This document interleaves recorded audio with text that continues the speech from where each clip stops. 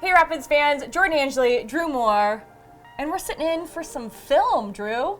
You ready to tap into some film room? Let's do it. Ready? Go. All right. Well, action. That's action. I think that's what they say in the movies. We're going to start here with your favorite, center back.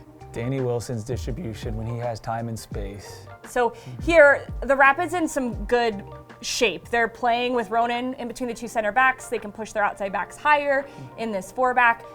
So what you don't see is the number of players they have trying to stretch Minnesota and get in between their midfield and defensive lines.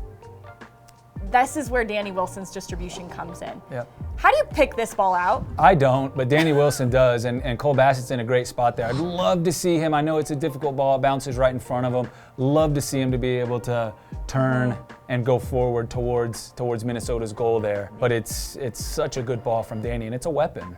And this is right here if you pause it, because Cole's in a great spot. It's Danny's ability to find in between the lines. Yeah, it does bounce. I think that's what's a little bit difficult about it here. But I think maybe if he just puts his body in between the defender behind him, just shifts his body slightly, then that chest trap is actually leading him into that space that's already open. Instead, he keeps the ball here, and not bad here from the Rapids. They end up going back, and whose foot does it land on yet again? Back on Danny Wilson's, and again, he's somebody that just sees the field extremely well. He's patient with it, right? He moves players with his eyes, and now he's looking for his target, Yapi, and it's just misses, his chest. Yapi has to stretch forward a little bit. But again, Danny's distribution is a real weapon for the Rapids that they'll continue to use. What I like about this compared to the first ball for Cole is the target's Yapi. There's a run in behind by Bassett. There's a run underneath by Max. So if Yapi does get a little, I think he's just trying to dink it back to Max here potentially, because it doesn't look like a flick on in this case.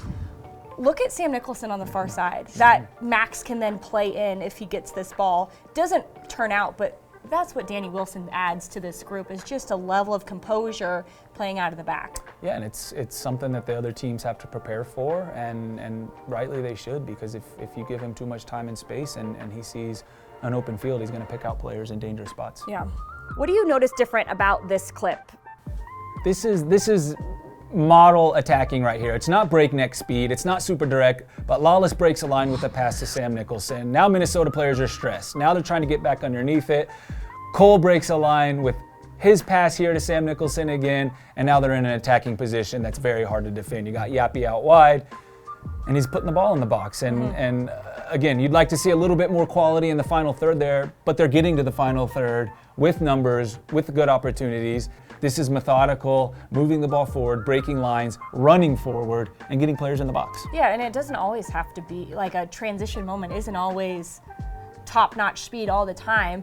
It's sometimes, I think, just allowing the defenders to make the decision for you. That's what I see here from Lawless. So as Lawless gets the ball here, he takes a touch, and then watch the space for Nicholson open up. The defender tracks him a little bit. Then they go out wide to Bassett, so he's like, oh, here's the pass. Now I can break the line. It's great patience from Lawless. It's good patience. Look, all 7 of these Minnesota players are running back towards their own goal. This is desperate defending now. And the dribble is trying to break the line. It's an aggressive dribble in the sense that you're making a defender have to make a decision. The pass here, just, I think Sam Nicholson a little early to get there. Right idea, because if you're that first player in the box, you want to make sure you meet the ball at the near post and are that first player there. You have 3 guys in the box, really against 2. Cole's essentially unmarked here. And so, it's going to be very difficult for Yapi to find Cole there. But you have the near post covered in Sam Nicholson, you have the back post covered in Michael Barrios, and then you have Cole Bassett up at the top. That's great coverage in the box. More likely you're gonna find a burgundy shirt in there, and Yapi does, and it doesn't quite come off, but they're getting in good spots there. Yeah, he could do the triple nutmeg and get it to Cole. That and it would be worth 4 goals basically. 4 goals, yeah. No, good for Yapi here to find Nicholson. Just couldn't quite get it on frame. This next play we have, I wanted to start it farther back on the field. So Minnesota's in a transition moment. They're trying to get out. Maria here doesn't quite connect. And here is Ronan, and he picks up the ball. This is Darren Yapi, who had done the defensive work to help track back here being the connective piece. How important is that for the Rapids and how they play as a cohesive group to know that every single player on the field is going to do the defensive work? Yeah, it's huge. It's, defending is an uncomfortable part of the game, but when you have 11 guys that can do it and 11 guys that can commit to it, they're going to be difficult to play against. And Yapi showing the energy and the desire to come back and help on the defensive end is huge for him personally, but it's massive for the team. Yeah, and he's so good at just finding Ronan into space here. So now look at the number of players just with 2 passes. 1, 2, 3, 4, 5. 5 players that the Rapids just eliminate from this play automatically with a little 1-2. How about this ball? Yeah, and this is what you get out of it. You get your fast players running at goal, and I want you to watch Sam Nicholson's run here. It draws the right back Taylor, which frees up Cole to now run at him 1v1. Okay, we missed Sam Nicholson.